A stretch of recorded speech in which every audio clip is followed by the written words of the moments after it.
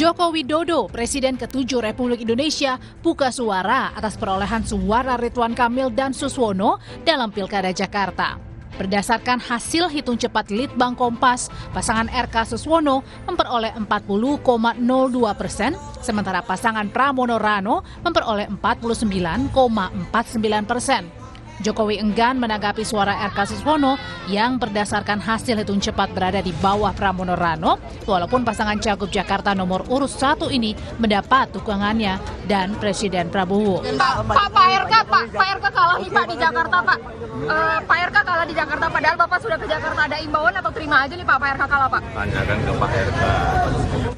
Sementara mantan Gubernur DKI Jakarta Anies Baswedan menyebut perolehan hasil suara Pramono Rano yang unggul dari pasangan RK Suswono berdasarkan hasil hitung cepat merupakan hasil kerja keras semua pihak, bukan semata karena hasil endorsement yang diberikan. Ada anggapan bahwa Pak Anies menjadi kunci kemenangan Pramono?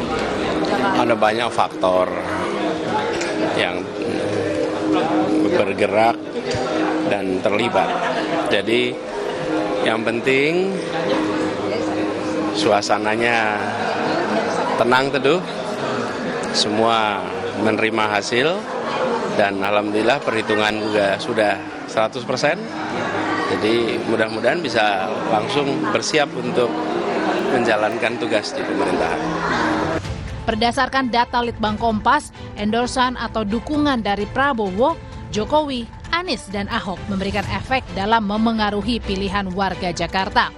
Sosok Presiden ke-7 Joko Widodo sangat besar mempengaruhi pilihan warga pada paslon RK Suswono, yaitu 52,5% dan 29,8% pada paslon Pramono Rano. Hal serupa juga terjadi pada sosok Presiden Prabowo Subianto, di mana sebanyak 52,8% responden mengaku sosok Prabowo memengaruhi pilihan pada paslon RK Suswono dan 23% pada paslon Pramono Rano.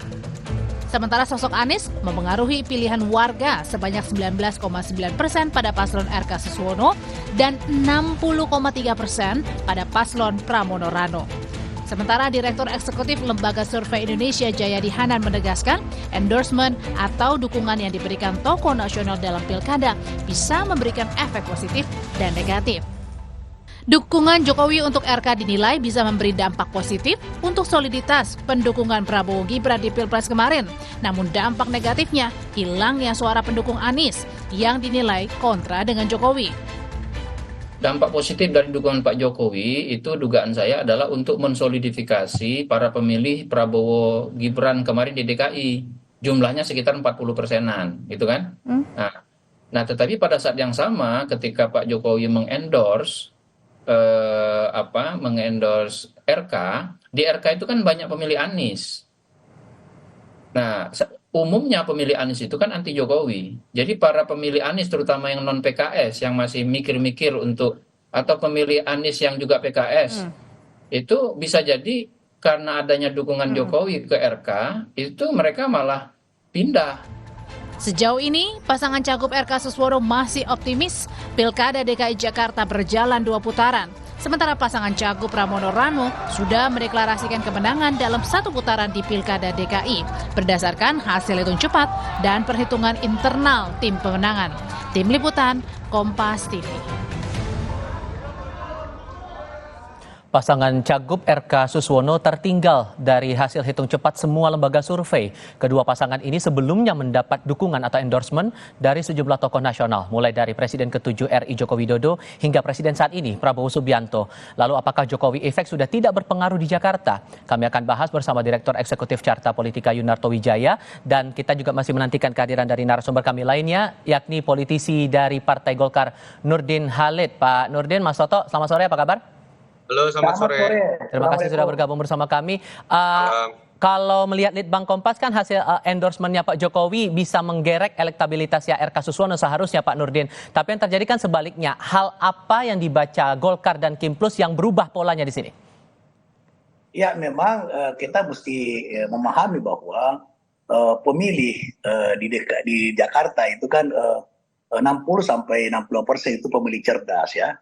Nah, Kalau dikatakan bahwa pengaruh Pak Jokowi itu berkurang, ya mungkin memang sangat berkurang karena memang Pak Jokowi bukan lagi presiden. Yang kedua, beliau tidak turun langsung, hanya berupa himbauan. Tapi insya Allah nanti kalau berlangsung 2 putaran dan di mana Pak Jokowi turun gunung, saya kira pengaruhnya akan signifikan dan luar biasa dan insya Allah bisa memenangkan pasangan Ridwan Kamil di pilkada di DKI Jakarta.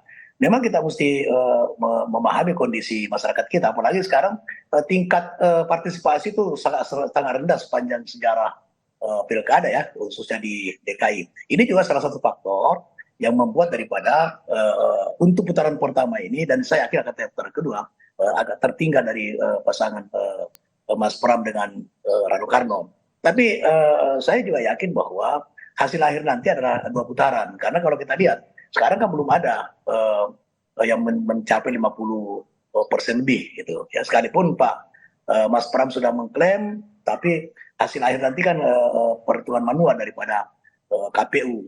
Dan kalau kita lihat quick count itu kan margin error-nya 1%. Nah, kalau 1% ke bawah, sekalipun diklaim oleh Mas Pram 50% lebih, 50,07 kalau nggak salah. Nah, kalau errornya ke bawah 1%, itu berarti hanya 49,7%. Ada beberapa faktor di sini, tapi kalau Mas Toto melihatnya Jokowi effect ini tidak berpengaruh di Jakarta? Ini pilkada itu jangan diartikan adu kesaktian antar tokoh. Hanya kesaduk saktian antara Prabowo, Jokowi dengan Megawati. Ini mendegradasikan arti dari pilkada. Yang bertarung adalah calon-calonnya, yang bertarung adalah tim sesnya, yang bertarung adalah partai-partai pendukungnya. Jadi ini yang menurut saya mindset yang membuat pilkada ini menjadi semakin terdegradasi. Dan kalau kita lihat juga kalau mau menilai efek endorsement tentu saja berbeda-beda di tiap daerah. Jangan tempatkan seorang sosok itu seakan-akan seperti bintang iklan yang bisa dipakai di mana-mana. Apalagi ini adalah mantan kepala negara. Kasihan Jokowi menurut saya kalau diseret-seret kemudian menjadi seorang bintang iklan.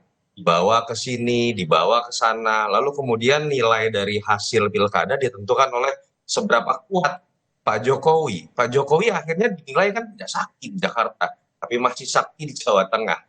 Itu poin pertama. Yang kedua, kalaupun kita mau berbicara mengenai faktor kekuatan endorsement, tadi ketika bicara Litbang Kompas, pertanyaan itu saya ingat sekali, apakah Anda mempertimbangkan? Kalau mempertimbangkan, ditanya yang namanya sosok siapapun, pasti akan ada pengaruh yang nilainya positif. Jadi kalau saya, Carta Politika menanyakan apakah Anda akan mengikuti langsung. Dan kalau pertanyaannya seperti itu, kita uji ada 4 nama, ada Prabowo, ada Ahok, ada Anies, ada Jokowi. Di bulan September saja ketika Jokowi masih menjadi presiden, pengaruh endorsement dari Jokowi itu jauh lebih kecil dibandingkan, atau lebih kecil lah katakanlah dibandingkan dengan ketiga nama yang saya sebutkan yang lainnya. Anies lebih besar, Ahok bahkan lebih besar, Prabowo juga jauh lebih besar. Jadi memang kalau ditanyakan apa yang terjadi kemarin, menurut saya kesalahan dari Kang Emil itu adalah terlalu menempatkan dirinya dan menghabiskan banyak waktunya itu untuk terlihat belendotan. Bahwa saya didukung Prabowo, saya didukung oleh Pak Jokowi. Padahal sejarah pertarungan pilkada DKI 2012, 2017 kalau kita lihat, yang menang itu adalah orang yang lebih banyak turun ke masyarakat.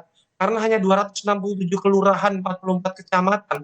Beda dengan di Jawa Barat dan Jawa Tengah, sulit kandidat manapun untuk kemudian mendatangi semua titik-titik kampanye. Dan itu yang menyebabkan kenapa di Jakarta sosok yang dianggap di backup oleh kekuasaan malah kemudian selalu kalah.